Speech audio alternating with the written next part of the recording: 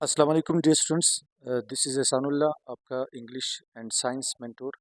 Dear students, आज हम chemistry की तीसरी वीडियो अपलोड कर रहे हैं। इस वीडियो में हम फर्स्ट ईयर की केमिस्ट्री का पहला चैप्टर स्टार्ट कर रहे हैं। हम फर्स्ट ईयर की भी वीडियोस बनाएंगे केमिस्ट्री और बायोलॉजी के, और सेकेंड ईयर के भी साथ साथ बनाते रहेंगे। और साथ साथ हम इंग्लिश के भी वीडियोस बनाते रहेंगे कॉम्पिटिटिव एग्ज़ाम्स के जो स्टूडेंट्स हैं उनके लिए। तो डियर स्टूडेंट्स, आज का जो हमारा टॉपिक है वो फर्स्ट ईयर की केमिस्ट्री के पहले चैप्टर से है, और उस टॉपिक का नाम है स्टोशियोमेट्री। इसको या तो स्टोशियोमेट्री भी प्रोनाउंस कर सकते हैं, या बाज़ लोग इसको स्टोकियोमेट्री भी कहते हैं। डजेंट मैटर, आप इसको स्टोशियोमेट्री कहे या स्टोकियोमेट्री कहे, आपको जो है वो कंसेप्ट आना चाहिए कि ये असल में है क्या। जितना डियर स्टूडेंट्स आपको ये मुश्किल लफ्ज़ लग रहा है प्रोनाउंसिएशन में भी और बड़ा लफ्ज़ है, उतना ये आसान सा एक कंसेप्ट है। स्टोकियोमेट्री को समझाने के लिए मैं थोड़ा सा आपको केमिस्ट्री की तरफ लेकर चलूँगा कि केमिस्ट्री में हम पढ़ते क्या हैं।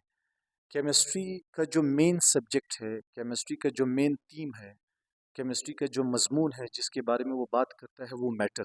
केमिस्ट्री मैटर की साइंटिफिक स्टडी को कहा जाता है।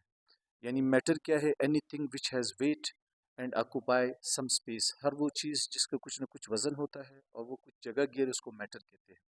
तो केमिस्ट्री का जो मेन सब्जेक्ट है वो मैटर है, और मैटर के बारे में दो एस्पेक्ट से बात हो सकती है। मैटर के बारे में मैं दो तरह से बात कर सकता हूँ, या तो उसकी क्वांटिटी की बात करूँगा या उसकी क्वालिटी की बात करूँगा।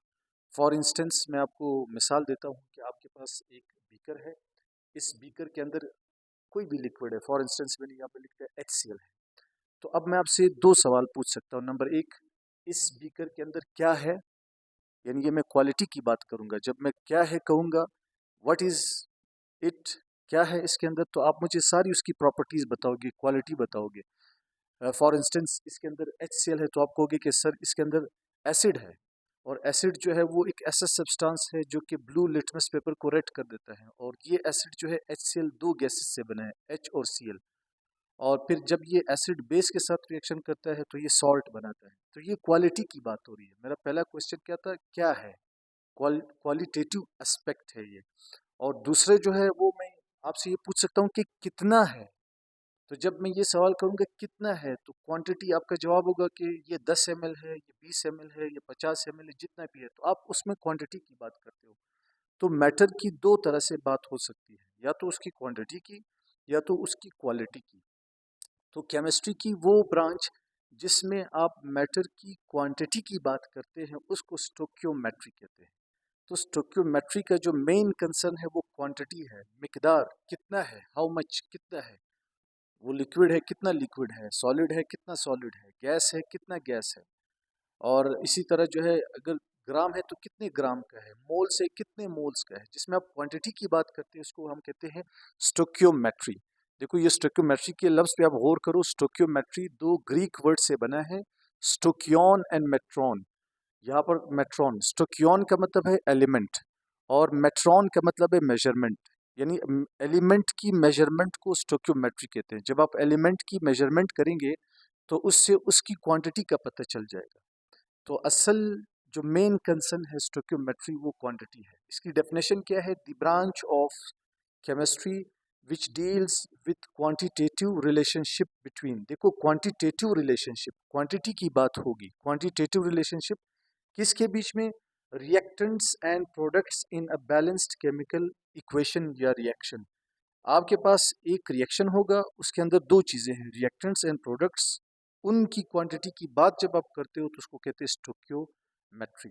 यानी आसान अल्फाज में मैं आपको इसको मज़ीद आपको क्लेरिफाई करूँ कि ये आपके सामने जो मैंने लिखा है ये एक केमिकल इक्वेशन है। इसको केमिकल रिएक्शन भी कह सकते हैं। केमिकल इक्वेशन या केमिकल रिएक्शन के अंदर दो चीज़ें होती हैं। एक लेफ्ट साइड पर जैसे ये A+B है, ये उनको रिएक्टेंट्स कहते हैं, या इनको जो है वो प्रोडक्ट्स कहते हैं। और एक राइट साइड पर है, जो राइट साइड पर है उसको प्रोडक्ट्स कहते हैं।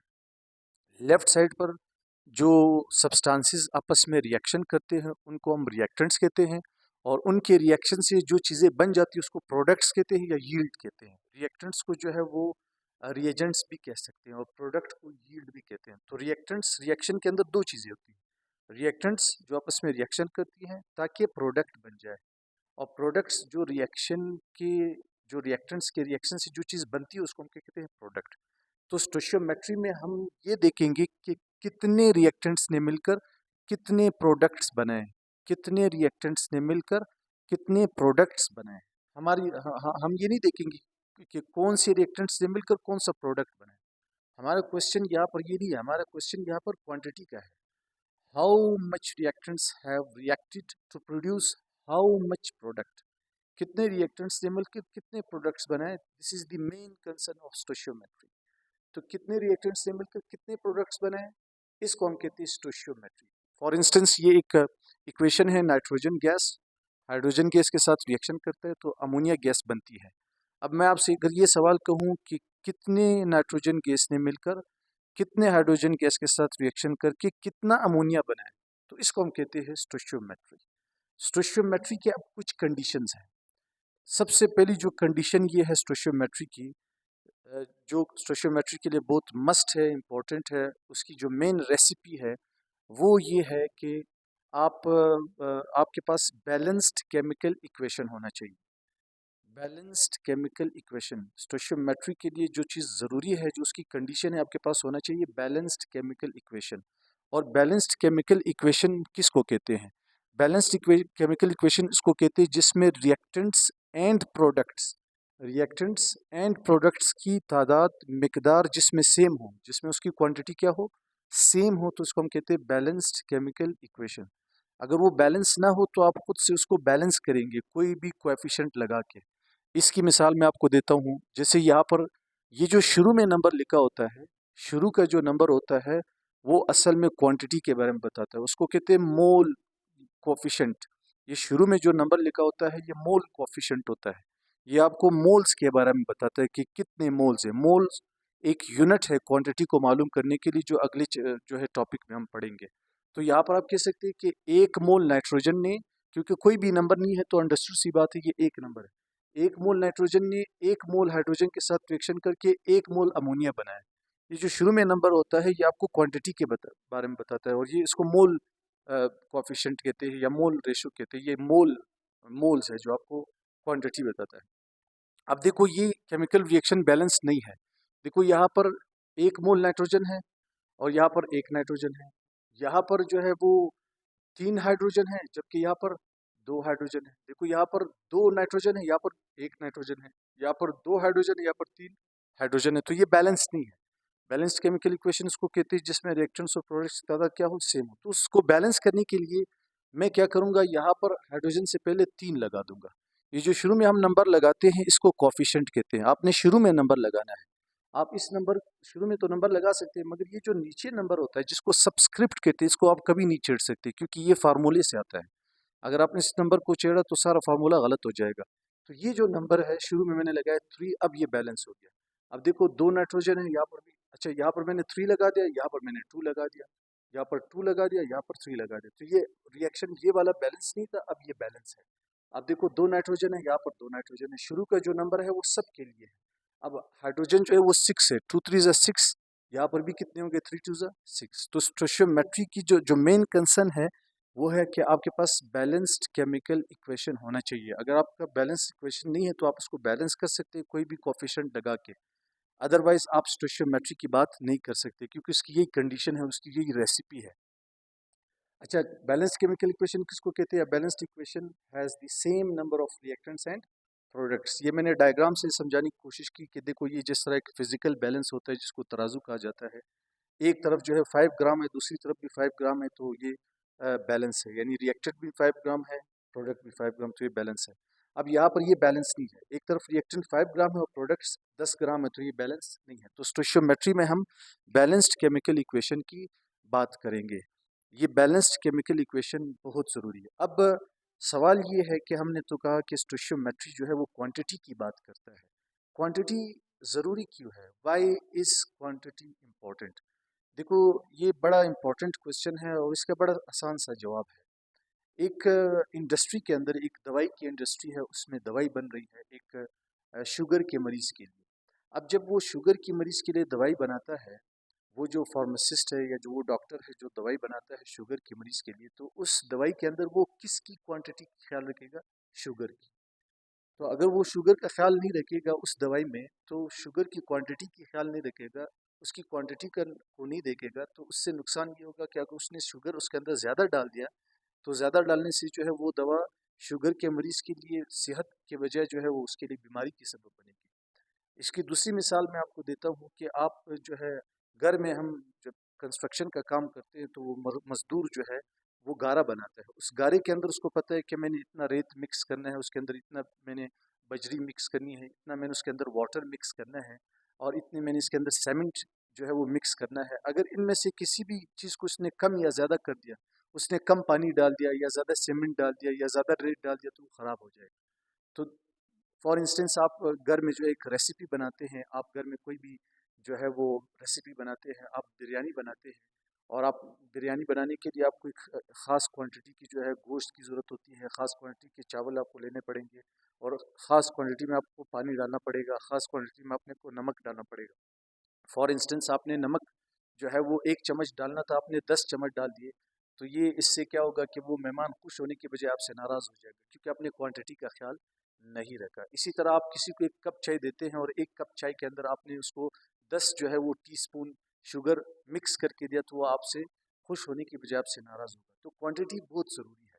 क्वांटिटी इसलिए ज़रूरी है क्योंकि जब भी कोई केमिस्ट केमिकल रिएक्शन करवाता है, तो वो हिसाब लगाता है कि मैंने कितने रिएक्टेंट्स को आपस में मिक्स करके मुझे कितने प्रोडक्ट्स मिलेंगे।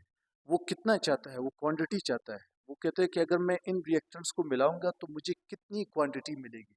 उस क्वांटिटी से वो अपना एस्टिमेट लगा सकता है, अपने नुकसान का और अपने फ़ायदे का, अपने बेनिफिट का और अपने डिसएडवांटेज का वो तखमीना लगा सकता है, एस्टिमेट लगा सकता है।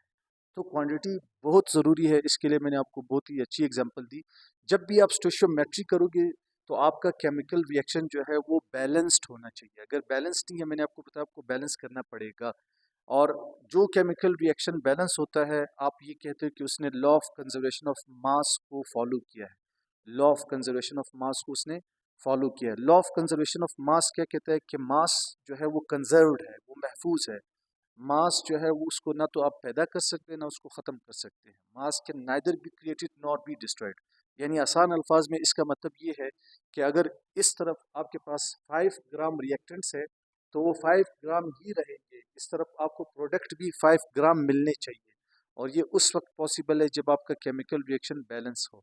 हाउ इन एक्चुअल ऐसा नहीं होता, कुछ ना कुछ प्रोडक्ट ज़रूर ज़ाया हो जाता है। वो साइड रिएक्शन हो सकता है, वो ऑपरेटर्स आपका फॉल्टी हो सकता है, वो कंडीशन सही नहीं हो सकती है। एनी हाउ जब आपने स्टोइचियोमेट्री करनी है तो आपने लॉ ऑफ कंजर्वेशन ऑफ मास का जो है आपको ख्याल रखना पड़ेगा।